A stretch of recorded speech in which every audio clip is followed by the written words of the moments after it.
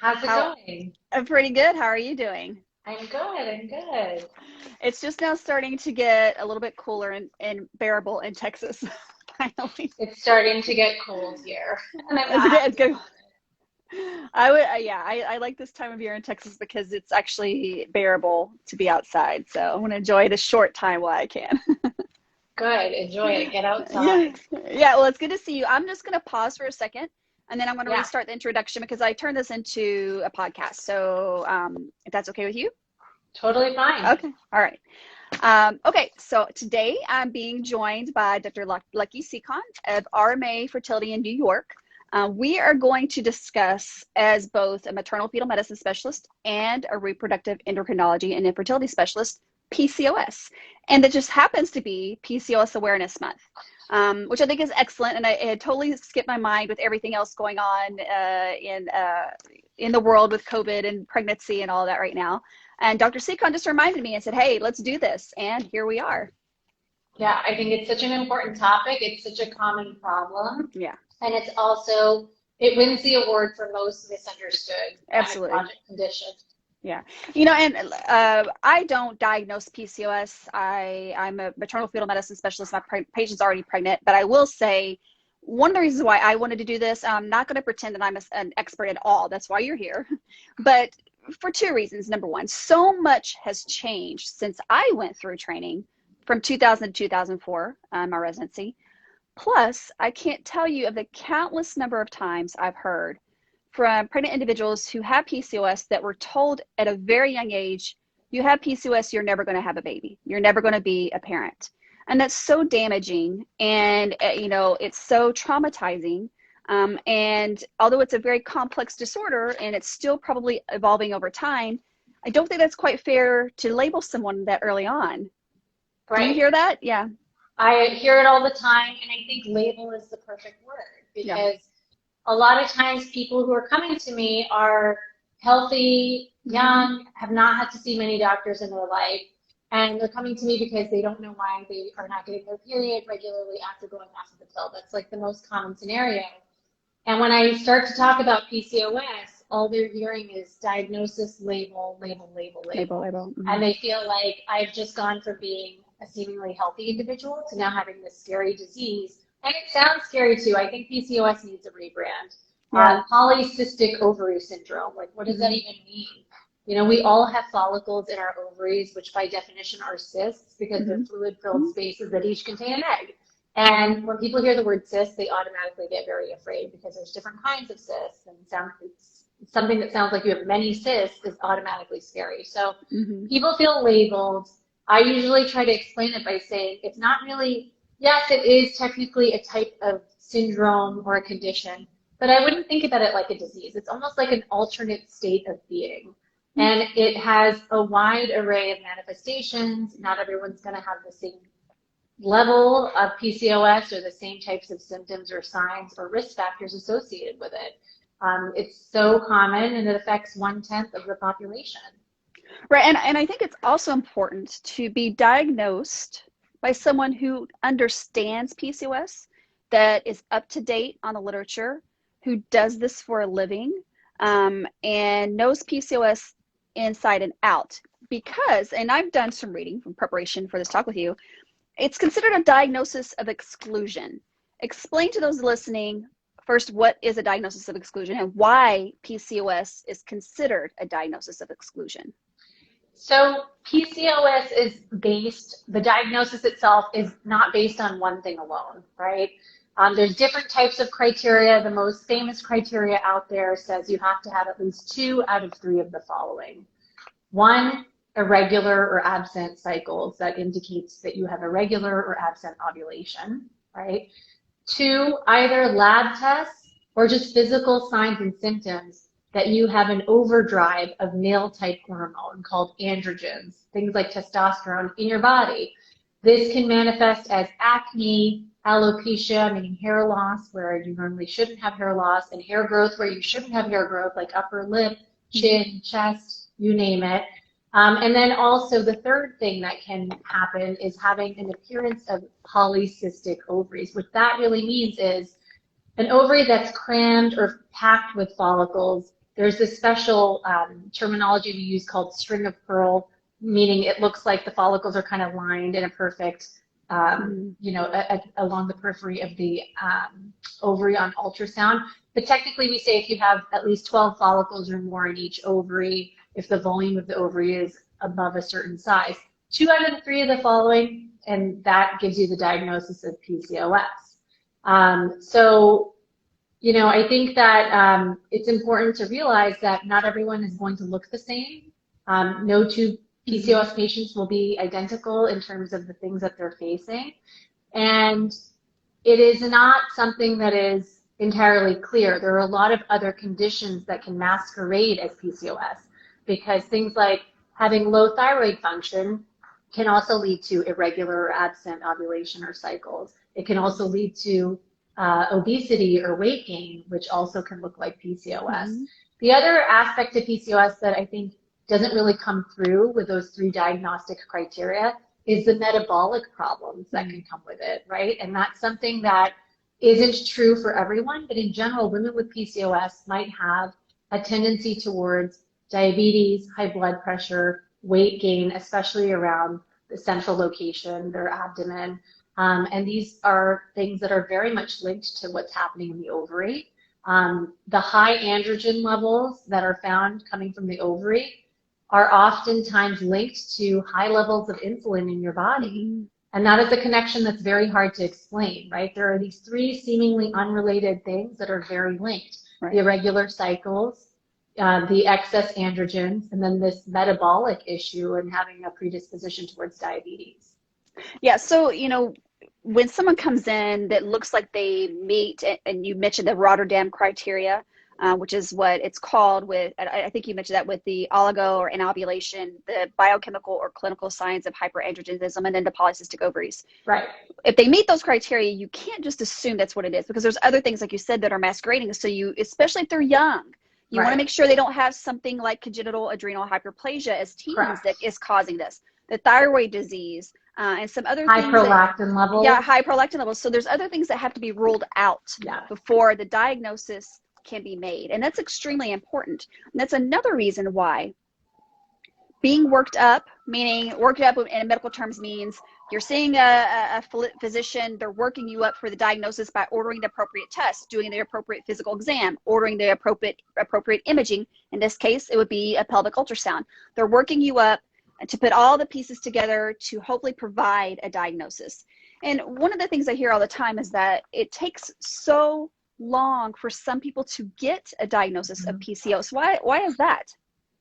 I think it's just not on everyone's radar, right? Not everyone is thinking about PCOS. It's not top of mind. This is something I think about every single day. It's what I do day in, day out. But for other people, they're not, especially if the patient's coming to them and not coming to them with a specific problem. They're not trying to conceive and saying, hey, I can't track my ovulations appropriately. This is a problem for me.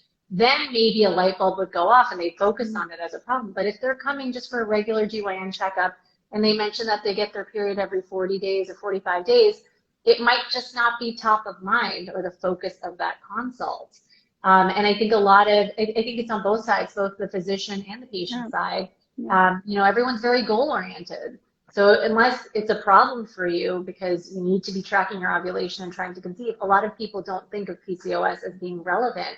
But that couldn't be further from the truth. I think it's important whether or not you're trying to conceive.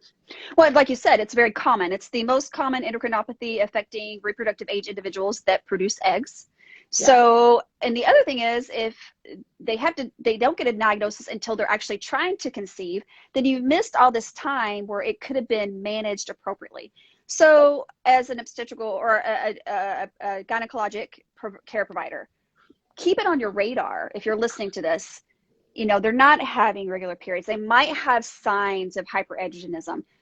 Go ahead and initiate the workup now rather than waiting until that individual's trying to conceive and we missed time where that could have been diagnosed.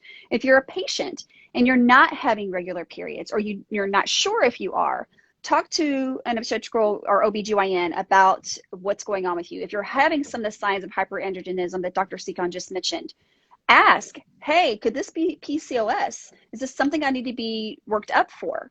advocate for yourself so that we don't miss time and it's not even thought about until the individual's having trouble to conceiving. Would you agree with that? I totally agree with that. I also think it's not just about, okay, if you need to ovulate, we'll give you medication to ovulate.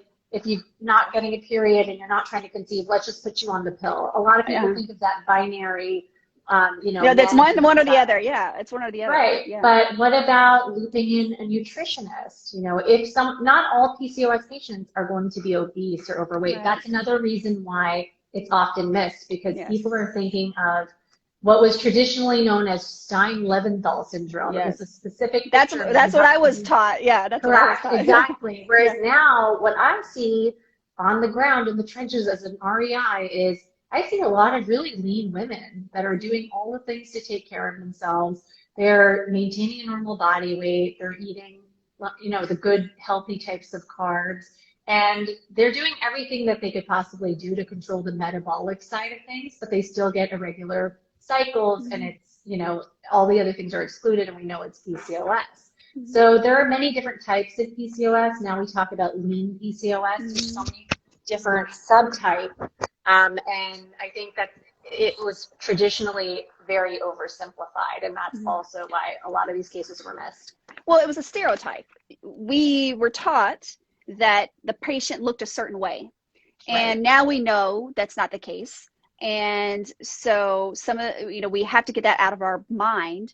And as someone who's doing general care, especially OBGYN, we have to get that stereotype out of our mind and realize we have to look about, ask certain questions, because like we said, it's common, and we don't want to lose time. Okay, so let's jump to, the first criteria, irregular cycles and ovulatory dysfunction.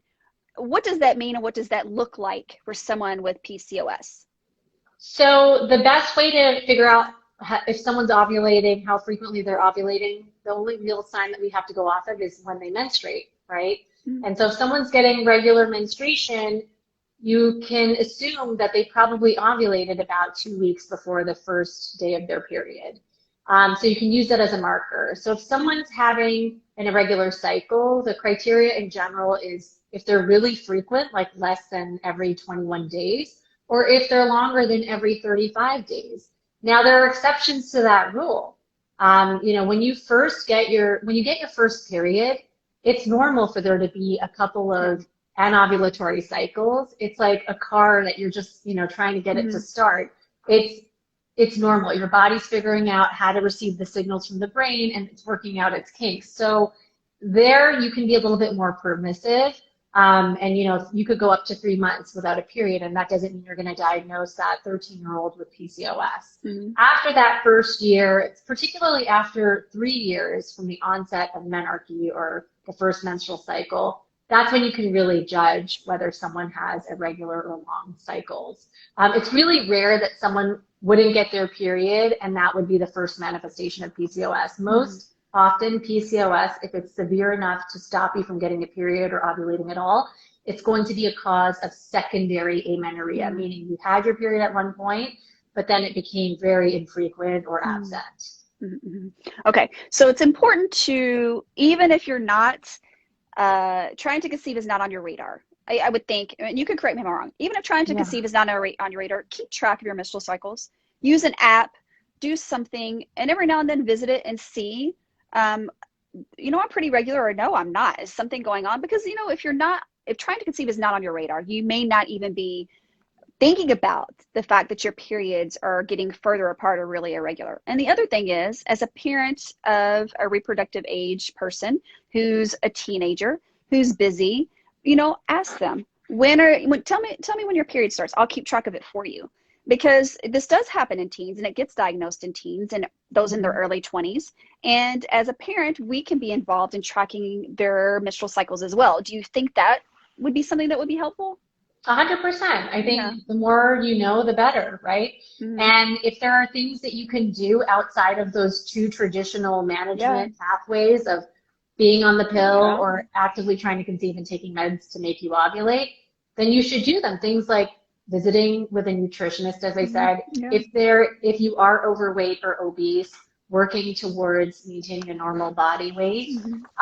If you have other signs or symptoms, of, you know, androgen excess, like acne, you should be tuning that up with a dermatologist. But if you know that it might be coming from a hormonal source, like high androgen levels, there are different types of birth control that have anti-androgen types of progesterone in them, like Ocella or Yaz, for instance. You can add on different therapies like medications like spironolactone alongside the birth control pill to really help combat androgen-driven acne or excess hair growth. So it's a quality of life issue. Like no one should actually have to suffer with the signs and symptoms of PCOS. It can be really disruptive to one's quality of life, and it should be really managed as a multidisciplinary approach. And agreed. And I had this in my notes, but I didn't say that. One of the things I wrote down is PCOS is complex with reproductive, metabolic, and psychological features. Yeah. So it does have all those components, and it's something to consider, especially over time, because, you know, a young person may not even be thinking about the way they look, and then all of a sudden they do, and it can be damaging if they have excess hair or if they have bad acne from something like this. So it's important to address all aspects. Yeah, and I think a lot of people aren't aware that there is a real association between PCOS, depression, and anxiety. Absolutely. And even other types of mental health issues like bipolar disease, which we don't really understand the link yet, but we know there's a definite association. And I think it's made worse when patients aren't aware of what's going on and that all of these things are connected. Right. Let's talk a little bit about, you mentioned biochemical and clinical, wait, is that right? Is that the right? Biochemical and clinical hyperandrogenism. What's the difference between the two? So biochemical is referring to the lab tests, right? So we can send off a battery of tests looking at total testosterone, other types of androgens that are lesser known to lay people, like androstenedione or DHEAS. These are coming from your adrenal glands, which sit, I'm pointing to my back in case you can't see, right on top of the kidney on either side. And they produce the precursors for a lot of these sex hormones like estrogen and progesterone. And they can be elevated for a variety of reasons. The reason we send that off is really not so related to PCOS. It's also as part of that diagnosis of exclusion to rule out tumors in the ovary that could be producing a high level of testosterone. Sometimes they're so small you can't even see them yet on ultrasound, or tumors in the adrenal gland. Sometimes you can have enzyme problems in the pathway for making those hormones in your adrenal gland, where if there's a blockage, it builds up some of these androgens, and that can cause some of these physical manifestations. So that's the biochemical part. The clinical part is actually much easier, because someone tells me that they have acne and it has a specific distribution, typically around here. It's cyclic and worse, you know, around certain parts of their periods, if they get periods, hair growth, male pattern baldness. Those are the clinical signs of hyperandrogenism or high androgen testosterone type levels. Also, I should mention that a lot of the labs that are looking at testosterone levels in women aren't very good at it. Testosterone assays are designed for men and male level testosterones. And so a common mistake or fallacy is when people send these levels off and they come back normal and they assume that everything is fine. You can have clinical signs of high androgen levels and have normal androgen levels in the blood work. So the clinical to me is much more important than what I see in the blood work. If the blood work is high and if it's astronomically high, then that usually is a sign of something more serious, an underlying tumor or something along those lines. But we do it for safety reasons and to exclude other diagnoses. Got it. Okay, and then finally, the ultrasound that one would get to look at the ovaries. So it's my understanding that if you have the anovulation and the clinical or biochemical signs of hyperandrogenism, you don't need the right? So the ultrasound appearance of the ovaries. But talk a little bit about like that. You already mentioned it, but ultrasound is part of the workup as well, right? Yes, ultrasound's part of the workup, and you know, to a seasoned REI, you look at an ovary and you're like, yeah, that screams PCOS. It's, for whatever reason, tends to be a lot of follicles, and they tend to be arranged in this neat little pattern or squished together along the periphery. That's the string of pearls sign. But the technical criteria, which ASRM, the American Society of Reproductive Medicine, came out with this to just be a little bit more cut and dry about it. They said if you measure any follicles between 2 and 9 millimeters in size, and there's at least 12 or more in either ovary, that qualifies. Or if the ovarian volume is at 10 cc's or greater, then that also qualifies as well. Okay. And then backtracking a little bit, one of the things that I hear is that, is it true, or get asked, is it true that you can still have semi-regular menstrual cycles and not be ovulating? So I've read that. I have yet to see it. Okay. I have yet to see it in practice. I've had some patients who've come to me and said, I'm getting regular periods, but I'm convinced that I'm not ovulating because I don't have all the signs and symptoms. But the way to rule that out is you do a progesterone check, right? Around the time, if someone's getting regular periods, then you use that first day of their menstrual period as kind of a landmark, right? And you can say, all right, well, now I'm going to check your levels 3 weeks from now, or based on what the interval of time is between the 2 cycles, you can judge when you think they probably ovulated. And in my experience, the progesterone level has always been up, which has confirmed that they did in fact ovulate. But I have read and heard this theory that it is possible, and of course anything's possible, but I think that would be extremely rare. Usually, in order to get a bleed, what has to have happened is that progesterone levels went up and then they fell. And that withdrawal of progesterone caused that thickened lining to break down and shed. There's really no other way to get a significant enough bleed to call it a period. Okay. Yeah, so I get that. I get asked that all the time. So, you know, it's a good explanation. And I'm not the one that goes through that, but I understand. And so, yeah, I'm glad we talked about that, because I do get that question a lot. So, you know, I am sure you get this all the time. You have someone come to the office and they say, I have PCOS. My family practitioner, my general OB/GYN said I have it. We tried Clomid. I'm just making this up. We tried X, Y, and Z. So just start me on whatever I need to ovulate. And probably expect you to do that. However, you're seeing them for the first time. Are you going to double check to make sure that's really what the diagnosis is? Yeah. Along with everything that we just mentioned, I'm sure the answer is yes. You know, you've got to do the proper workup yourself, especially once they come to you. And I'm the same way. I've had patients come to me for various pregnancy-related reasons and say, I have this is what X, Y, and Z said. I still double check. You know, I want to make sure it's the right diagnosis, right? So is there anything else, assuming you're doing all the other workup, is there anything else you're going to look for in that infertile patient? Say the diagnosis of PCOS may even be confirmed. Is there anything else you're going to look at before initiating a fertility treatment plan? 100%. So we mentioned this earlier.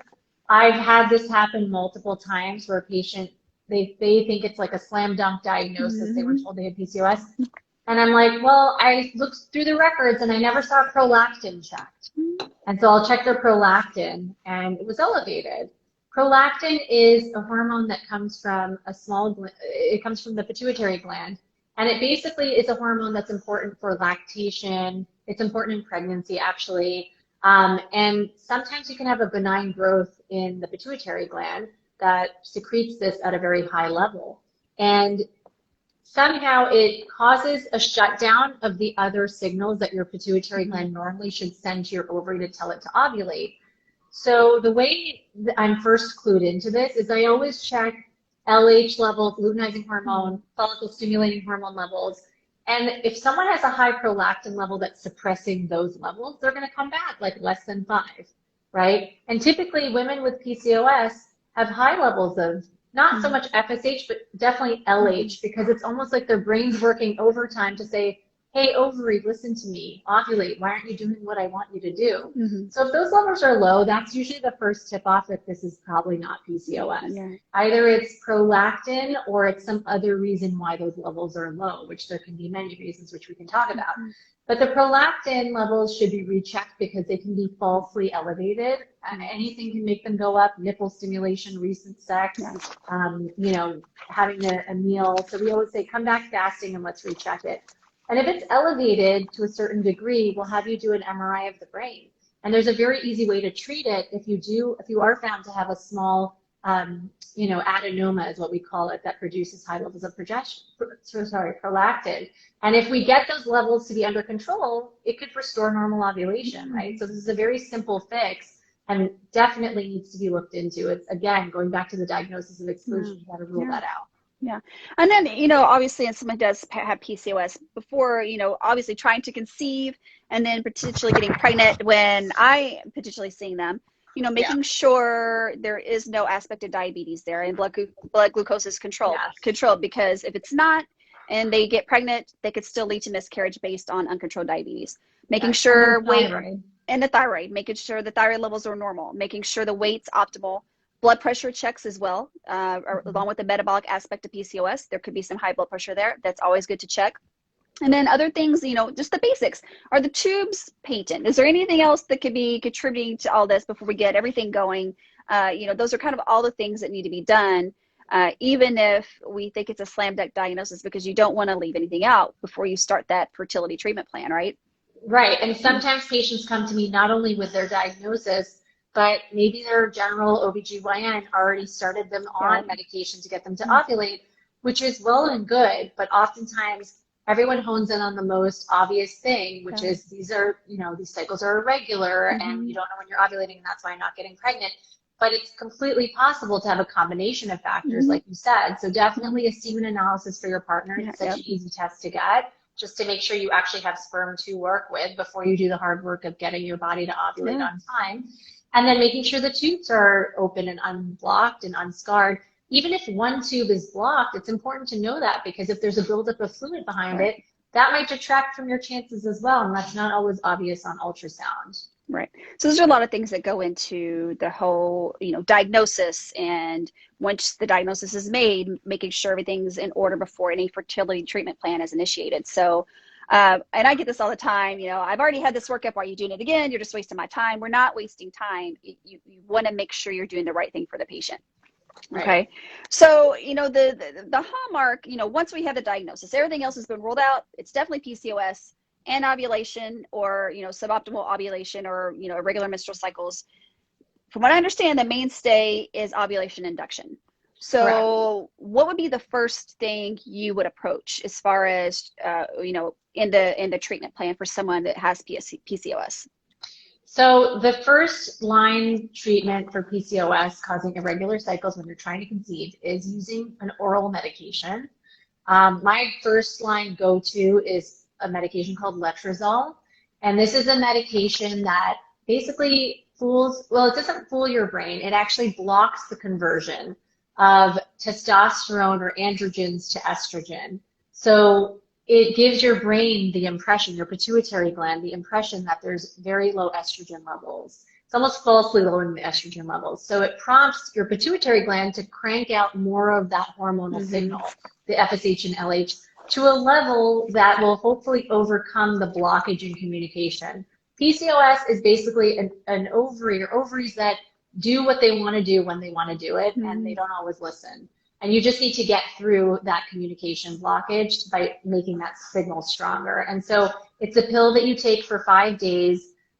Typically, if you're someone that does get periods, we'll start this on day 2 or day 3 of your period. It's really important to do a pregnancy test. We typically, in our fertility clinic setting, do blood work to make sure hormonally someone is at the right part of their cycle, because it can be confusing with irregular cycles, and we always want to rule out pregnancy before we start this. And they're on it for 5 days, and they come in like 4 to 5 days after taking that last pill. So mid-cycle, right?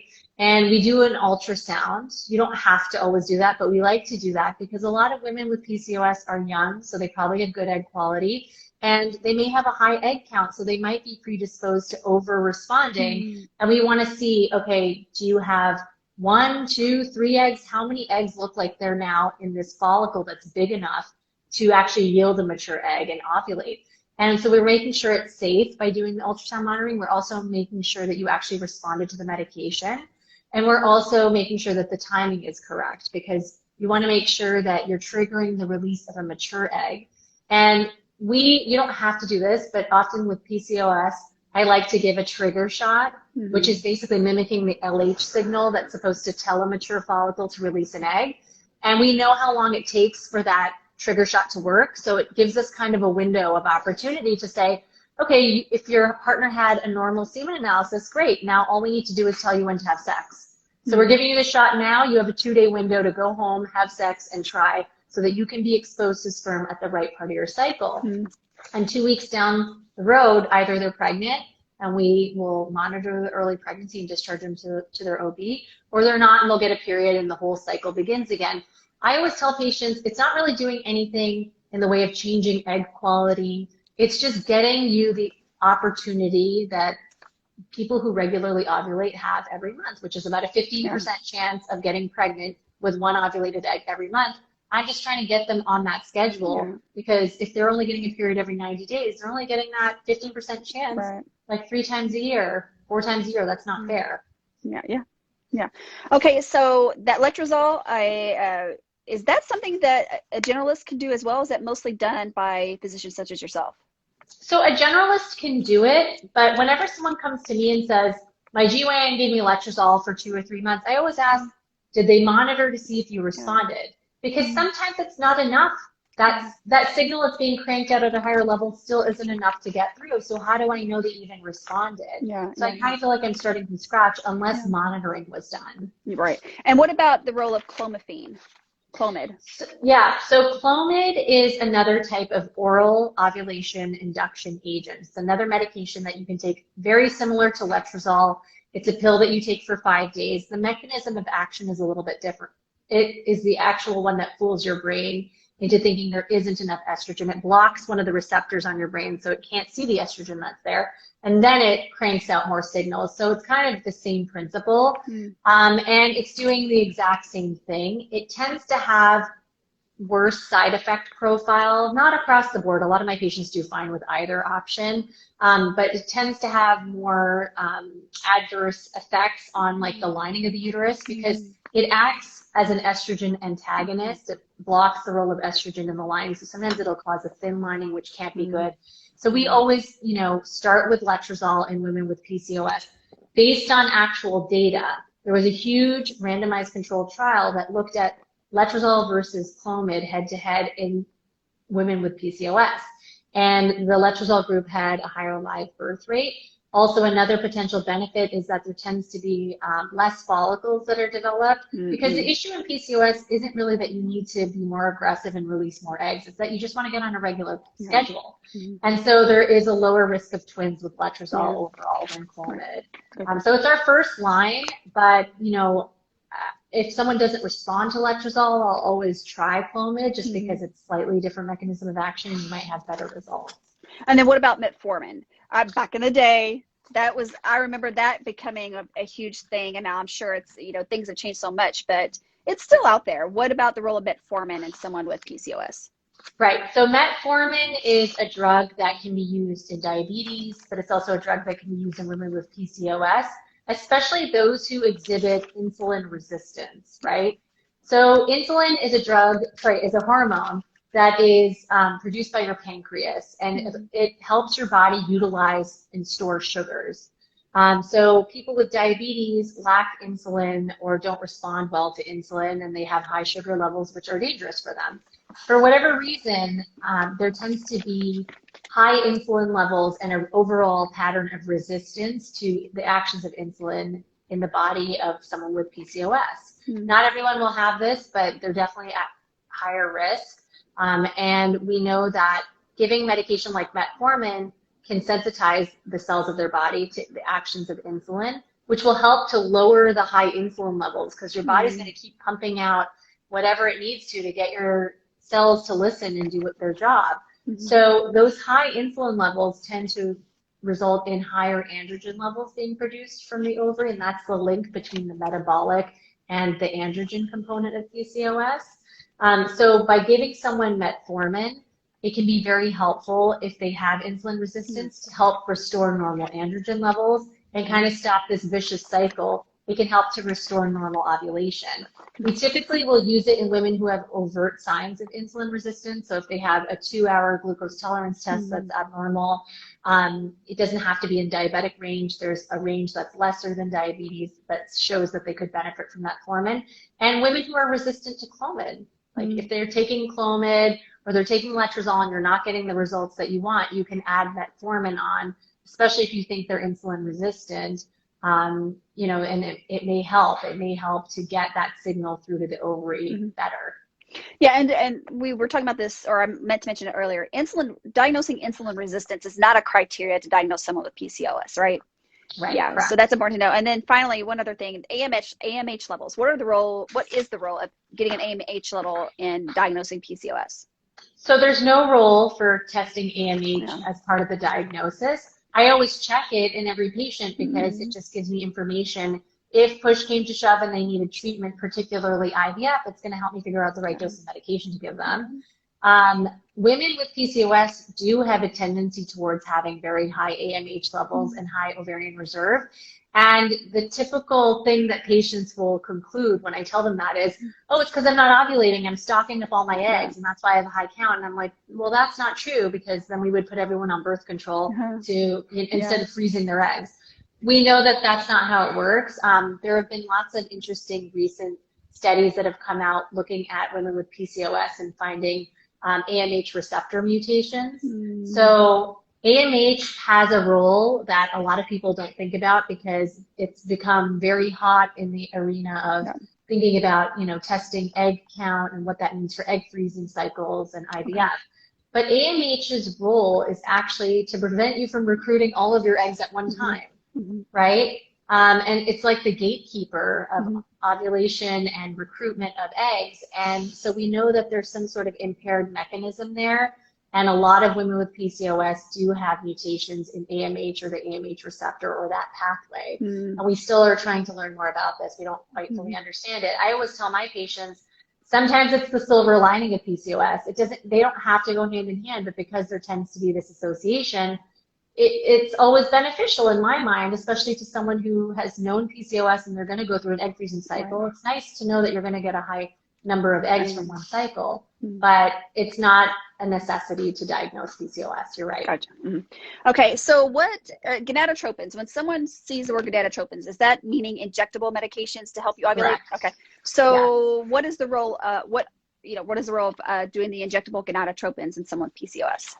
So injectable gonadotropins are basically injecting your body with that FSH and LH signal that your pituitary gland should be sending to your ovary. So instead of gaming the system, fooling your brain into thinking there's not enough estrogen or falsely lowering the estrogen level so the signal's stronger, just go ahead and bypass all that and inject yourself with that signal. And it should work really well. So this is something traditionally that was reserved for patients that tried Clomid, maybe they tried letrozole, maybe they tried that all with metformin, and there's still, nothing is budging. The ovary is not listening. So if you just give the signal directly, it really can't ignore that, right? So it does work really well in those cases.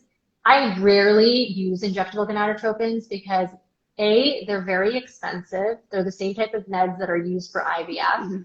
And doing this type of a cycle, yes, it's going to be more aggressive because it tends to produce more eggs at time of ovulation, but it's still not going to be the most efficient treatment option. So you're buying these expensive medications, and you're likely going to have to do this type of round of stimulation multiple times to get pregnant, because if one follicle gives you like a 15% chance of success, well, you know, it's reasonable to think you might have to do this multiple times to get there. The other thing that I hate about it is that because it produces such a robust response, it's dangerous, right? You might have an over response, and so therefore we have to torture you with multiple visits. Patients who are on injectable gonadotropins for IUI cycles or timed intercourse cycles for the purpose of PCOS, I'm bringing them in like every other day for not just ultrasound but blood work. And I might have to cancel them at the end of all of that because they have 6 follicles and I don't want them to have triplets, right? So at that point, if we're starting to get into that phase of treatment and talking about injectable gonadotropins, I oftentimes will start to recommend IVF because it might just be more efficient. I know it's expensive and it's not always covered by insurance, but at the end of the day, it might be the safer route because you're going to take those same injections, but at least we're not worried about releasing multiple eggs. We can just extract those eggs, turn them into embryos, freeze them all, let your body cool off and all those hormone levels to come down. So you're not worried about ovarian hyperstimulation syndrome and things like that. And then put back one embryo at a time in a calm, collected fashion. And then you don't, in future, whenever you want to get pregnant, have to worry about futzing around and getting your body to ovulate when it was so difficult. So it sounds like, you know, someone that has PCOS, you start with the oral medications, then to the injectables if necessary, and then lastly would be IVF as third line. Does that sound about right?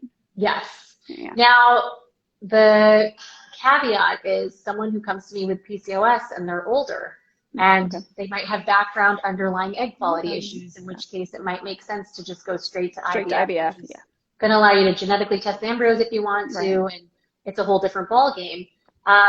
Also, the caveats are obviously like if there's tubal factor or male factor infertility, which is better served, you know, to be treated by IVF. Right. Yeah, so there's other things to look at too. I mean, with anything that you're doing, I've been through that myself, you know, before going straight to IVF. But and every time I talk about anything related to fertility, I just want everyone to, I do my little blurb here. Going to see a fertility specialist like Dr. Sekhon for any reason does not mean they're going to automatically sign you up for IVF. That's a common misconception. That's simply not true. Their goal is to help you to conceive, and the minimal amount of time or medications, whatever you call it, is possible. It does not mean they're going to stamp you on forehead and put you on the assembly line to IVF. So, you know, especially in someone that potentially has PCOS and has all these other factors involved, going to an expert is valuable to talk to them so that you can get the best bang for your buck and get an accurate diagnosis.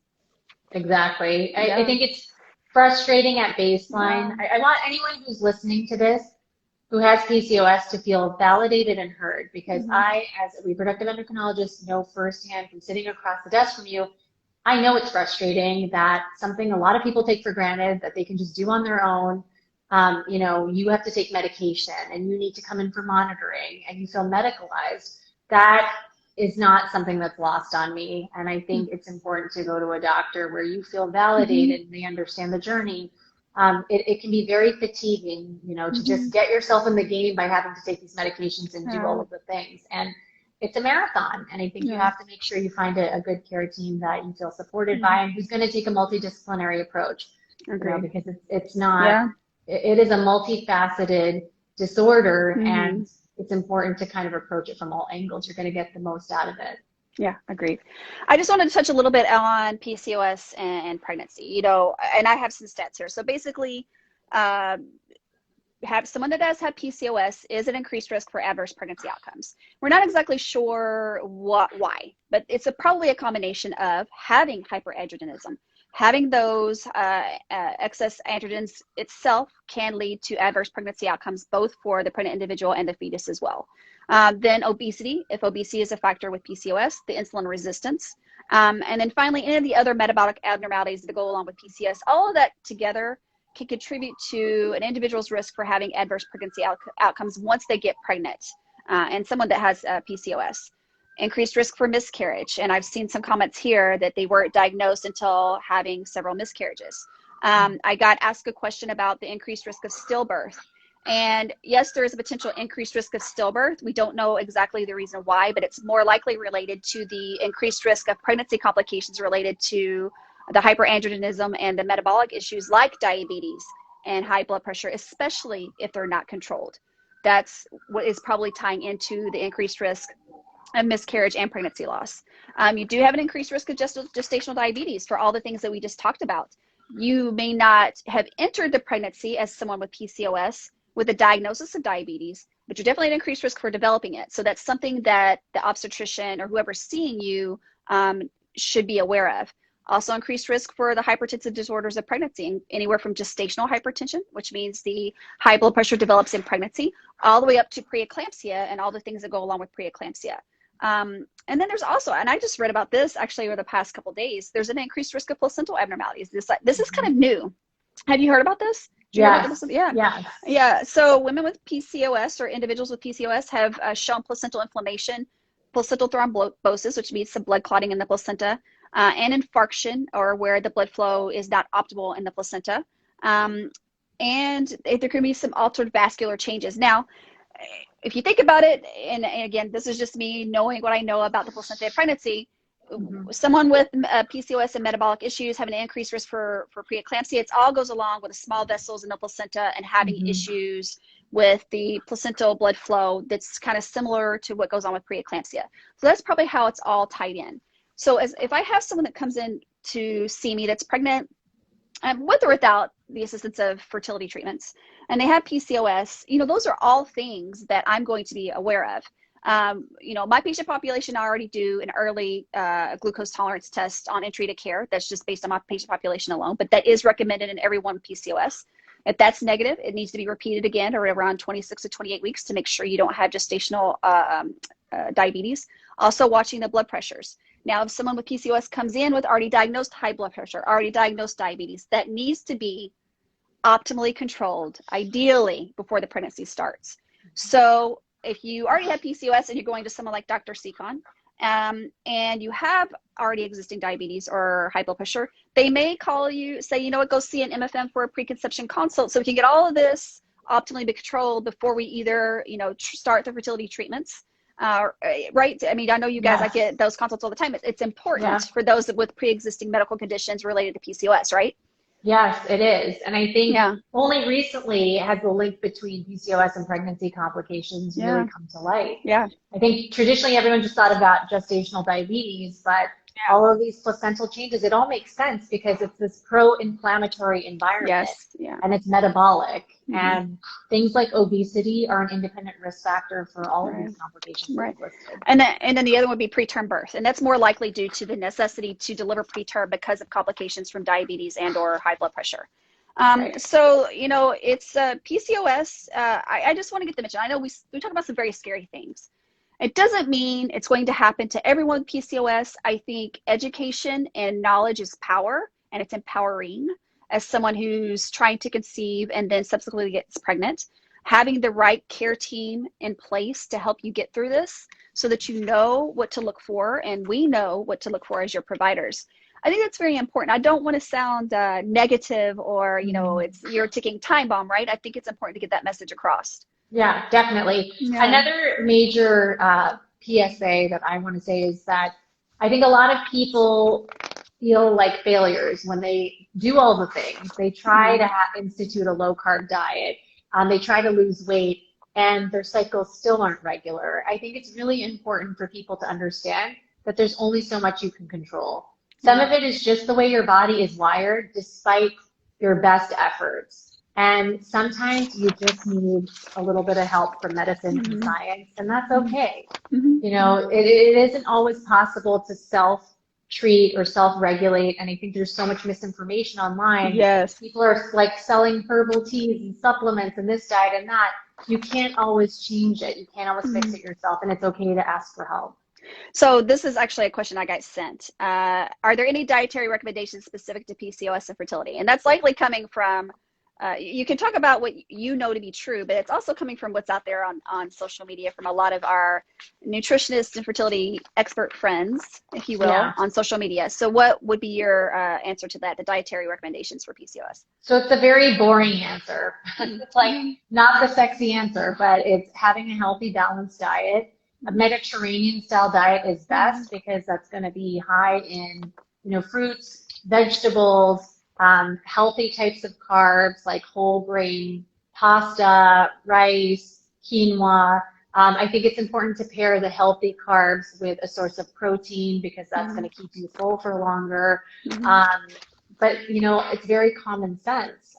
There is no magic superfood that's best for PCOS, and there certainly is no magic teas or supplements. No magic supplements, right. And then another one said, are there any supplements that is shown to help PCOS and regulating cycles? I've seen so many influencers say different diets, supplements, teas. I'm skeptical, and it's, I see it on social media. So there's a whole industry built around this. Yeah, it's a whole industry, and it's expensive. It's some way, and I don't want to use it, but it's some way it's a little bit of voodoo. It is. And it's not fair to keep making people think that you need to buy this to fix yourself or you're not doing enough. And I really hate that messaging from anyone that has a link in bio to a supplement that they're selling to cure your PCOS. You have to think about that, guys, when you're following these people and taking their advice. If the answer is to buy something from them, that's not where you should be getting your advice and your information from. It's simply not. One of the other questions I got actually, this is a good one. Where'd it go? Does getting pregnant fix PCOS? No, I mean, getting pregnant is a huge shift in your body, right? So there are definite changes that can happen as a result of the pregnancy, but in general, there's no mechanism by which the pregnancy itself is going to correct or change anything about the underlying PCOS. Some women who have well-controlled PCOS and maintain a normal body weight, who gain weight during the pregnancy as they should, and maybe they keep on some of that weight after the fact, that might precipitate PCOS because, you know, gaining a certain amount of weight just might tip you over that set point where now there's a metabolic derangement and you start to have irregular cycles. And that can be confusing too if they're like breastfeeding, because breastfeeding independently is going to make their cycle irregular or absent. I think if anything, it's going to mask it, right? Because just like birth control masks PCOS, I have patients who, for whatever reason, aren't ovulating either because they were pregnant or they were on not menstruating because they're on birth control, they have a Mirena IUD, or they've been pregnant. That means you're not in the game, you're not cycling, so there's no way to assess how often you would have ovulated if you weren't pregnant or if you didn't have the IUD. So it's basically just masking what normally would happen with your cycle during the pregnancy, but it's not necessarily fixing anything. Right. This is probably the last question here.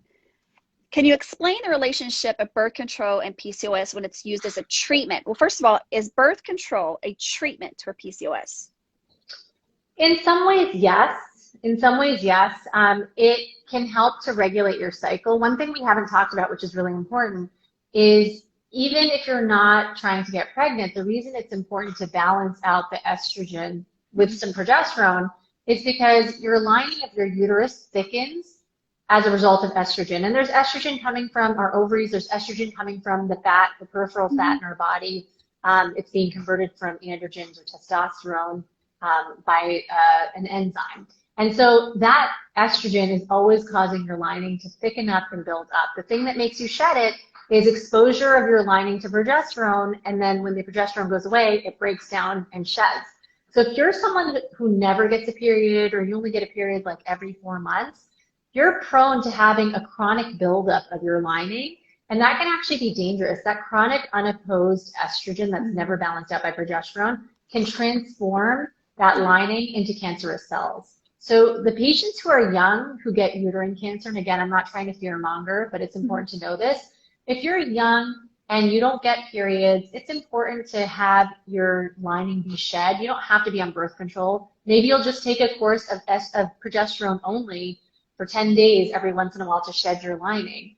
And those are the patients who, even though they're young, should consider having an endometrial biopsy, a sampling of their lining, because those are the types of patients that are at high risk. So it's kind of a protective thing. By taking birth control, it can be helpful because, A, if you're not trying to get pregnant, then I'm thinking that you probably want to prevent an unplanned pregnancy. And you might sporadically ovulate and not know about it. And if you're not using protection, especially, you could get pregnant. Secondly, you always want to make sure you're balancing out the estrogen with progesterone. And third, if you have bothersome manifestations of PCOS, like acne or excess hair growth, birth control pills can help, because giving yourself the birth control pill will increase the amount of protein in your blood that actually binds excess androgens that are free and that are actually the cause behind why you're having these symptoms like acne. And it will lower the effects of testosterone or androgens, and it can help with some of those symptoms. So there are many reasons to be on birth control if you're someone who has frequent cycles, known PCOS, and you're not trying to conceive. Yeah. So one more question that I have, and then we'll close up shop here. And I always talk about this too. There is a role for the general OBGYN when it comes to infertility issues. There are things that they can do. Some generalists, general OBGYNs, do more of it than others, but they're not the experts, especially when the fertility issues become more complex, as with PCOS. So what would be your recommendation for someone who has been told they have PCOS and they're starting to take these medications to their general OBGYN? Is there a certain time frame you would say, you know what, it's time to get a more in-depth evaluation by someone that does fertility, like yourself? Do you have a recommendation regarding that? Yeah, I think if you just talk generally, like without having gone to your general GYN for initiating actual treatment, I have patients who come to me after a year, even though they never got a period, or they only got 2 periods that entire year because they said the definition of infertility under the age of 35 is 1 year of trying. If you're not getting regular cycles, you should go to a doctor right away, in my opinion, to avoid that applies. The year thing that you hear applies if you're having regular menstrual cycles. Correct. If you start off not having them, you've got to figure out why that is. Correct, exactly. Yeah. Now, if the workup's been done and they've been seeing their own doctor and they've been giving them letrozole and they were getting a bleed every time, honestly, there's no rule book, but I would say if you're especially over the age of 35, I would go no longer than 3 months of doing that because you just don't want to waste time. And how do you know you're actually pinpointing the window if they're not monitored cycles and maybe it's not their area of expertise? So I would just want to get an expert on board, a specialist. I think if you're younger and you're getting reliable periods that lead you to believe, yes, this is actually inducing ovulation, maybe you could go for as long as 6 months. But I just feel like earlier is better, even as a sanity check to make sure you're on the right track and you're actually responding appropriately. Yeah, I think that's good advice, and I'm not trying to downplay the role that a general OBGYN has in managing and diagnosing fertility, but general OBGYN field is so broad and they're not specialists in fertility. And we need to make sure, even as general OBGYNs, that we make the appropriate referral when it's time. And, there's nothing wrong with that. We got to do what's best for our patients. And as a patient, starting to ask, hey, when should I go see a fertility? Do you recommend I should, or advocate for yourself? You don't need a referral that I know of to see a fertility specialist, right? You don't. So, you don't need a referral. So as someone that's been through fertility issues, I always recommend seeing them sooner than later. And again, it does not mean they're going to sign you up for thousands and thousands of dollars of fertility treatments. I've seen several instances where it was just a matter of drawing the right blood work, making some recommendations, and that's all it took. Yeah. And that does happen. But they're the experts. So that's why I highly endorse making sure that you see someone like Dr. Sekhon sooner than later. I agree. And I completely echo your sentiments about getting the full reproductive checkup and not just ignoring every other issue that could, be at play and focusing on the ovulation aspect. I think that's the best advice. Yeah. Well, thank you so much for your time. This is a great topic and a great conversation, as always, that I have with you. So if anybody has any questions, this video will be posted on my Instagram feed. You could put them under there and, we'll try to answer. I won't be me answering. If Dr. Sekhon has time, she'll go to the comments and answer. No, I definitely will. Answer some of the questions. But again, thank you so much. I hope you have a beautiful week. And thank you again for spending some of your time with me. Yeah, thanks for having me. And if any of you have questions you don't want to ask in the comments, you can DM me directly as well. Oh, yes. Tell them where they can find you on Instagram. Yes. Yeah, so my handle is @lucky, LUCKY.SEKHON. That's my last name. And I also have my personal website, theluckyegg.com. It's where I post, my personal opinions, my professional opinions on various issues as it pertains to fertility. So check that out. And I hope to see you all soon. And then one more thing, COVID vaccine when trying to conceive and undergoing fertility treatments, it's yay or nay? Yay, always a yay. And if the booster becomes available, yay to that too, because it's the exact same thing with the exact same mechanism. We know it's safe, we know it doesn't cause miscarriages, and we know that pregnancy is an independent risk factor for more severe disease. So we want you to be safe and stay healthy, and we recommend it across the board. Bravo. All right, that's it. That's all I got. Thank you so much, Dr. Sekhon. All right, bye. Have a good night. Bye. You too.